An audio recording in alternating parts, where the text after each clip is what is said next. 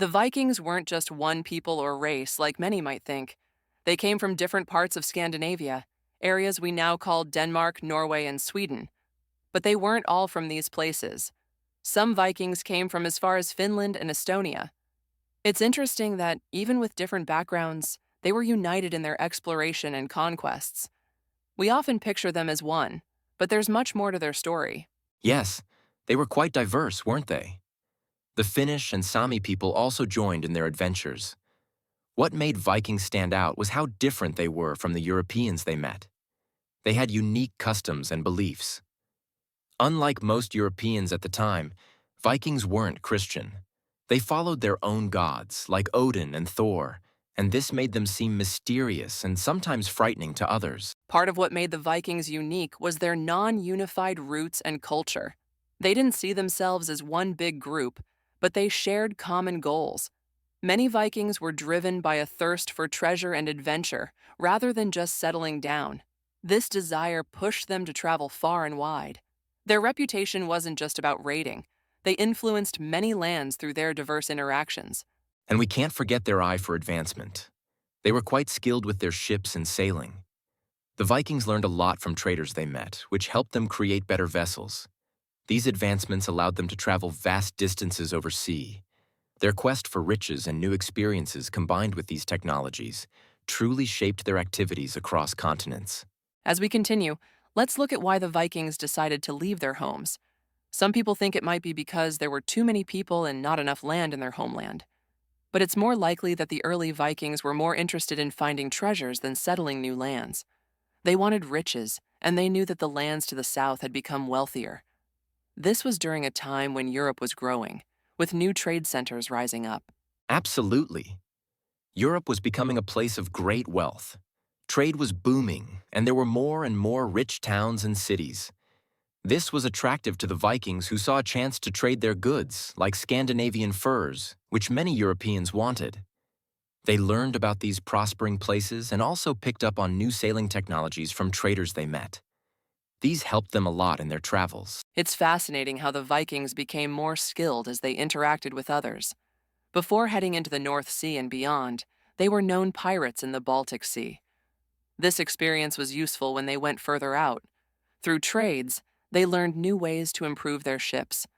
This gave them an advantage, allowing them to journey farther and with more success. It's clear that their desire for wealth played a big role in their explorations. Yes, and let's not forget the conflicts between Europe's kingdoms at that time. These internal struggles were common knowledge, and the Vikings were aware of the opportunities these presented. They knew when and where conflicts were happening and used this to their benefit, exploiting the weaknesses of their targets. Their ability to strike when times were turbulent made them feared throughout Europe. They seemed to have a keen sense for recognizing these chances. After hearing about their diverse backgrounds, we see why Vikings are considered such interesting historical figures. Around the start of the Viking Age, their raids began with the monastery at Lindisfarne. This attack shocked Europe, as monasteries were peaceful and sacred. The Vikings' lack of respect for these religious sites made them seem ruthless. They arrived by sea, surprising the monks and sending a message across the continent that no place was truly safe from their reach. Indeed, that raid set the stage for many more.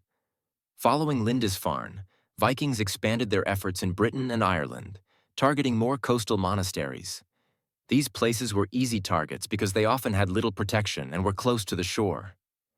The religious community was not prepared for such attacks, which added to their shock and fear. Over time, the Vikings gained a reputation for being fierce and unstoppable, which increased the fear across Europe. The shocking raids weren't limited to the British Isles. Vikings also moved onto mainland Europe. They attacked the island monastery of St. Philibert's, marking their presence in continental Europe. Their hit-and-run tactics were effective and terrifying. These strategies kept their enemies guessing, not knowing where they would strike next. The element of surprise was a key part of their strategy, making their raids unpredictable and successful. One place that consistently caught the Vikings' attention was the trading center of Dorestad, which became a frequent target.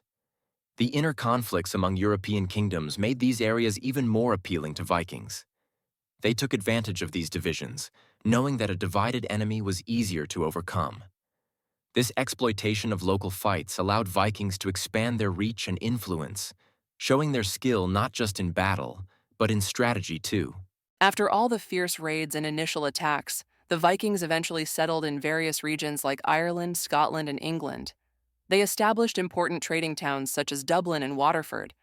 It's fascinating how they transformed from raiders to settlers. In York, for instance, they didn't just raid but became part of the local landscape, turning it into a thriving trade center. The transition from warriors to contributors in these towns really changed how we remember them. Yes, in places like Danelaw, the Vikings became farmers and traders. Rather than just taking from the land, they started contributing to it too.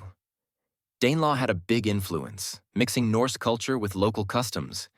It's interesting to see how they adapted and blended into the societies they once struck terror into. Farming and trade became new paths for many Vikings, showing their flexibility in different roles. Meanwhile, in England, the descendants of King Alfred the Great were busy trying to reclaim lands held by the Vikings. There were efforts to unite the country under one rule, especially against the Scandinavian influence. This struggle wasn't just military, it also involved winning back people and land through diplomacy and strength. These efforts eventually saw the last of the Scandinavian rulers leave, bringing about a more unified England.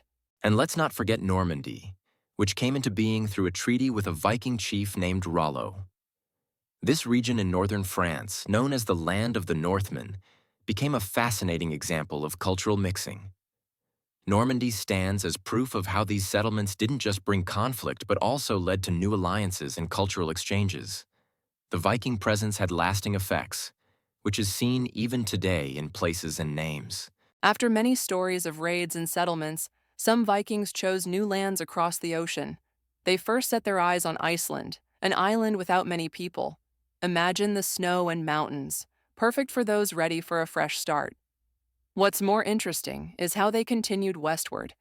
Eric the Red led people to Greenland, a place farther from Europe, but still filled with opportunity for those brave explorers. Yes, these travels were not the end. Eric's son, Leif Erikson, wanted to see what lay beyond even Greenland. His journey led him to new shores, the place now known as Vinland. Vinland was part of what we call North America today. They even built a temporary settlement there at L'Anse aux Meadows.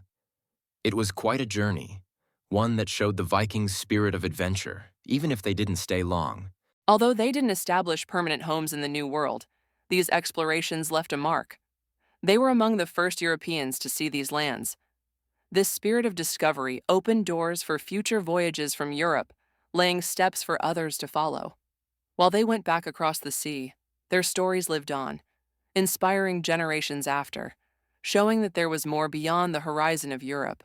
These journeys also showed the Viking ability to understand the world as more than ocean and islands. Their longboats crossed icy waters to new coasts. While they had no permanent settlements, their courage in exploring unknown lands added to their legend. It left questions and inspired future explorers. Even without staying, Vikings showed how exploration could connect distant lands, hinting at many adventures to come. After hearing about the Vikings' far travels, we now turn to the Second Viking Age, marked by important leaders like Harald Bluetooth. During his reign, Denmark became a strong Christian kingdom. This shift was significant because it brought new ways and ideals to the Norse. With this new strength, the Viking raids changed too. They became larger and sometimes were even led by the kings themselves. This era was different, showing us how things were evolving for the Vikings. That's right, and one key figure was Sven Forkbeard, the son of Harald. He was known for his many attacks in England, pushing the boundaries of the Norse reach. In the year 991, more organized raids took place as he aimed to control England. Sven's success led to King Ethelred fleeing into exile. This part of history demonstrates the power and reach the Vikings had gained, as well as the new challenges they brought to existing rulers. Following Sven, his son Knut expanded this influence further, creating what was known as the North Sea Empire. This included England, Denmark, and Norway. It was quite a vast realm under Knut's rule. The strength of the Scandinavian Empire showed how much the Vikings had evolved from raiders to rulers. After Knut's death, however, his sons faced difficulties keeping the lands united. This marked another shift as the power within the empire began to change and challenge their hold. This paved the way for Harold Godwinson in England, whose rule was brief yet notable. He faced the challenge from Norway's Harald Hardrada, leading to a significant battle at Stamford Bridge. Though Harold succeeded there, it wasn't long before another challenge came. William, Duke of Normandy. William's victory brought a new wave of change in England. This was a critical moment that shifted power and was a sign of the lasting influence of the Scandinavian settlers in places far from home. Reflecting on the Vikings, their explorations and settlements have left a lasting mark. They were more than just warriors. They were explorers and storytellers. The myths they created travel through time with us. I encourage all of you to dive deeper into these Viking tales. And if you enjoyed our podcast, please like it and comment below. We'd love to hear your thoughts and invite you to join us for more stories.